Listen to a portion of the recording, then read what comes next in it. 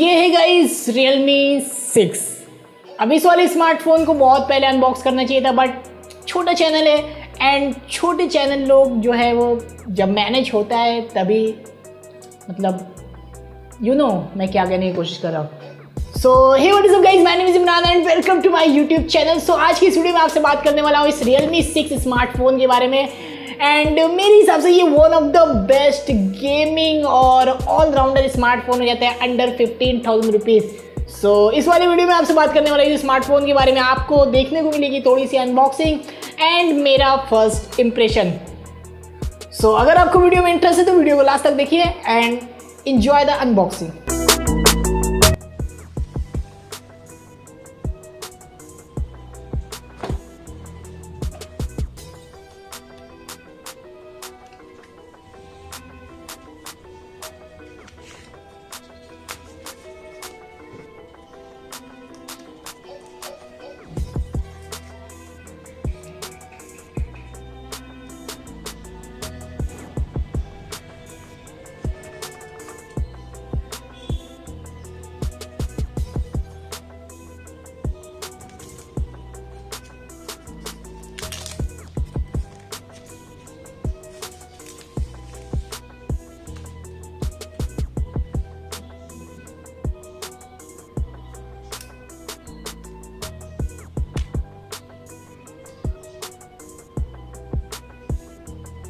तो गाइस, सबसे पहले मैं बात करूं इस वाले स्मार्टफोन की। सबसे पहले अगर मैं बात करूं डिज़ाइन की, तो यहाँ पे मैं ये कहना चाहूँगा कि गाइस डिज़ाइन मुझे काफ़ी ज़्यादा पर्सनली अच्छी लगी।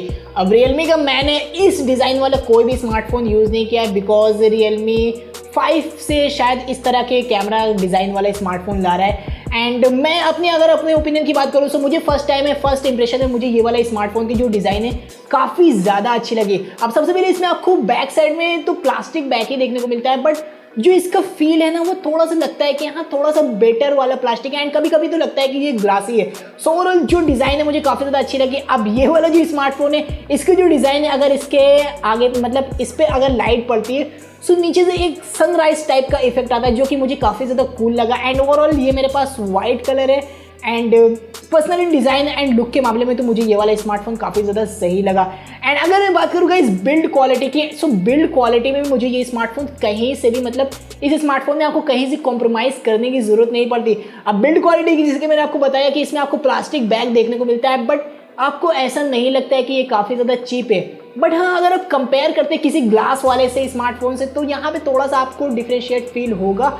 बट अगर आप प्लास्टिक का ही यूज़ करते हैं एंड इस वाले स्मार्टफोन को लेते हैं तो आपको थोड़ा ज़्यादा बेटर एक्सपीरियंस मिलेगा, बिकॉज जो इसमें प्लास्टिक का यूज़ किया गया है बैक साइड में वो काफ़ी ज़्यादा प्रीमियम लगता है। एंड ओवरऑल जो मुझे लगा इसमें आपको बहुत ही मतलब कि बिल्ड क्वालिटी के मामले में आपको कोई कॉम्प्रोमाइज़ नहीं करनी पड़ेगी। एंड अब बात करते हैं फिजिकल ओवरव्यू की। सो आजकल गाइज जैसा कि आपको पता है कि आजकल साइड माउंटेड फिंगरप्रिंट चल रहा है, तो इस वाले स्मार्टफोन में आपको पावर बटन में ही इंटीग्रेट करके साइड माउंटेड फिंगरप्रिंट दिया गया है, जो कि काफ़ी ज़्यादा अच्छा काम कर देता है।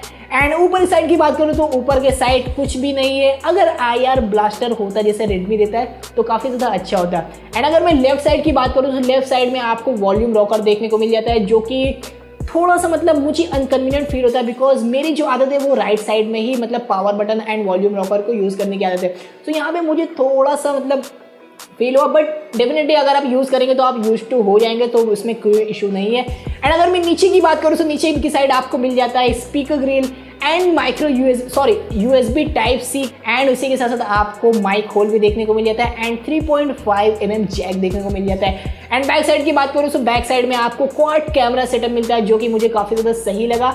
एंड ओवरऑल अगर मैं बात करूँ फ्रंट साइड की, तो फ्रंट साइड में आपको 6.5 इंचेस की full HD plus IPS LCD display मिलती है, जो कि आपको 90 हर्ट्ज की डिस्प्ले मिलती है। एंड अब बात करते हैं गाइस इस वाले डिस्प्ले की, मतलब कि इसकी डिस्प्ले मुझे कैसी लगी। सो ओवरऑल गाइस डिस्प्ले की अगर मैं बात करूँ तो मुझे जो डिस्प्ले है वो मुझे काफ़ी ज़्यादा सही लगी। एंड मैंने थोड़ा सा मतलब इसका Redmi Note 8 Pro से भी मैंने इसकी डिस्प्ले को कंपेयर किया, तो हाँ मुझे उसकी टक्कर की ही डिस्प्ले लगी। एंड ओवरऑल मुझे कोई भी इशू नहीं आया, बिकॉज IPS डिस्प्ले होने के बावजूद भी जो कलर वगैरह जो सैचुरेशन है वो काफ़ी ज़्यादा मुझे सही लगी।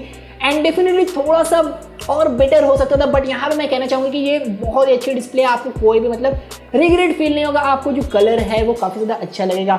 एंड अब बात करते हैं गाइज इसके 90 हर्ट्ज की स्मूथनेस की, बिकॉज इसमें आपको 90 हर्ट्ज की डिस्प्ले मिल जाती है। एंड अब यहाँ पे अगर मैं बात करूँ तो यहाँ पे आपको फील जो होता है वो 90 हर्ट्ज डेफिनेटली होता है, बिकॉज जो आपका एक्सपीरियंस होता है वो काफ़ी ज़्यादा स्मूथ होता है, चाहे यूआई की बात करूँ या फिर किसी भी ऐप वगैरह की बात करूँ जो कि 90 हर्ट्ज को सपोर्ट करता है। तो यहाँ पे डेफिनेटली 90 हर्ट्ज होने की वजह से आपको स्मूथनेस जो है वो फील तो होती ही है। एंड इसमें आपको सभी तरह के सेंसर देखने को मिल जाते हैं, यानी कोई भी सेंसर को कॉम्प्रोमाइज़ नहीं किया गया।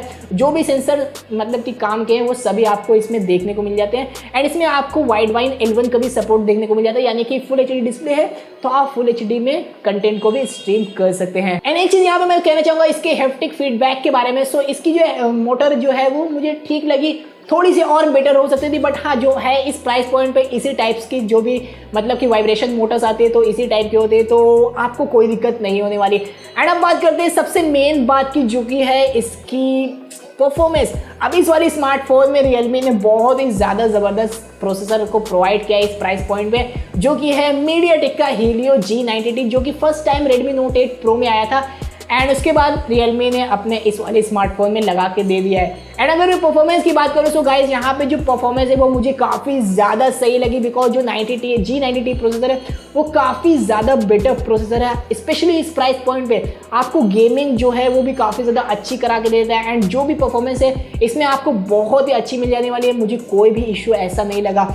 अब कुछ दिनों की यूसेज के बाद मैं इसका एक डेडिकेटेड रिव्यू वीडियो बनाने वाला हूँ 4-5 दिनों के बाद, तो मैं आपको वहाँ पे डिटेल में बताने वाला हूँ कि इसकी परफॉर्मेंस कैसी है। एंड उसके बाद अगर मैं गेमिंग की बात करूँ तो इस वाले स्मार्टफोन में मैंने PUBG को थोड़ा सा चलाया है, आधे 1 घंटा मैंने इसमें खेला है, तो मुझे जो एक्सपीरियंस मिला वो मुझे काफ़ी ज़्यादा अच्छा मिला।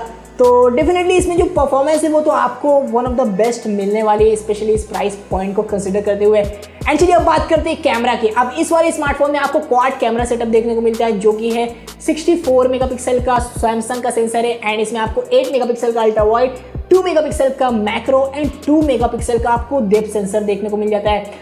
अब गाइस कैमरा की अगर मैं बात करूँ तो यहाँ पे मैंने कुछ फोटोज लिए, आप यहाँ पे देख सकते हैं।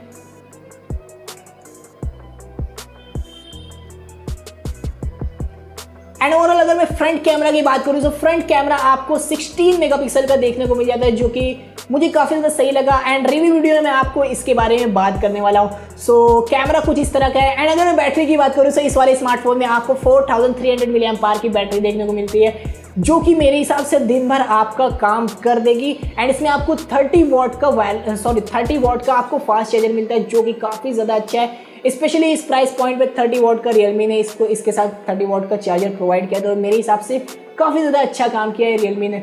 सो गाइस ये वाला जो स्मार्टफोन है मेरे हिसाब से अभी ये मैं अनबॉक्सिंग एंड मेरा फर्स्ट इंप्रेशन है। एंड डेफिनेटली एक वीडियो बनाने वाला जहाँ पे मैं आपको इन डिटेल में बात करूंगा कि इसमें मुझे क्या अच्छा लगा क्या बुरा लगा। सो उस वाले वीडियो के लिए आप वेट करिएगा। एंड एक मैं गेमिंग वीडियो भी बनाने वाला हूँ इसी स्मार्टफोन का। सो गाइस ये है कुछ इस वाले स्मार्टफोन में कुछ हाईलाइटिंग फीचर। अब ये जो था मेरा फर्स्ट इंप्रेशन था, एंड मेरे हिसाब से गाइज ये मेरे हिसाब से one of the best smartphone रहता है, स्पेशली इस प्राइस पॉइंट पे, बिकॉज गाइज 90 हर्ट्ज की डिस्प्ले मुझे काफ़ी ज़्यादा सही लगी। एंड G90T का जो परफॉर्मेंस है वो मुझे काफ़ी ज़्यादा बेटर लगा। तो यहाँ पे मैं ये कहना चाहूँगा कि डेफिनेटली अगर आपका बजट 14,000 रुपीज़ है तो आप Redmi Note 9 Pro को छोड़ के आप Realme 6 को ले सकते हैं, बिकॉज इसमें आपको परफॉर्मेंस एंड जो डिस्प्ले है उससे ज़्यादा बेटर मिलती है। एंड चार्जर भी थोड़ा ज़्यादा अच्छा इसमें आपको देखने को मिलता है, जो कि है 30 वाट का। सो गाइस यही था इस वीडियो में। अगर आपको ये वाला वीडियो अच्छा लगा तो इस वीडियो को लाइक करें, शेयर करें अपने दोस्तों के साथ एंड सब्सक्राइब करें मेरे इस चैनल को, बिकॉज मैं इसी तरह की वीडियोस को लाता रहता हूँ। एंड आप मुझे नीचे कमेंट करके बताइए कि आपको इस वाले स्मार्टफोन का कौन सा वीडियो देखना पसंद है। सो आप मुझे नीचे कमेंट करके बताइए, हो सकेगा तो मैं डेफिनेटली इसका जो भी आप डिमांड करेंगे उसका वीडियो मैं ला के दूंगा आपको। सो वेट करिए रिव्यू वाले वीडियो के लिए, बिकॉज 2-3 दिन में मैं इसका रिव्यू वीडियो भी बना दूंगा। सो अगर आपको गाइस ये वाला वीडियो अच्छा लगा तो इस वीडियो को लाइक करें, शेयर करें एंड सब्सक्राइब करें मेरे इस वाले चैनल को, बिकॉज मैं इसी तरह के वीडियोस लाता रहता हूँ इन फ्यूचर में एंड आपको इसी तरह से अपडेट करता रहूँगा। सो लाइक शेयर सब्सक्राइब कर दीजिए। सो मैं मिलता हूँ आपसे नेक्स्ट वीडियो में कुछ ऐसे इंटरेस्टिंग वीडियोज़ के साथ। तब तक के लिए बाय बाय, प्लीज़।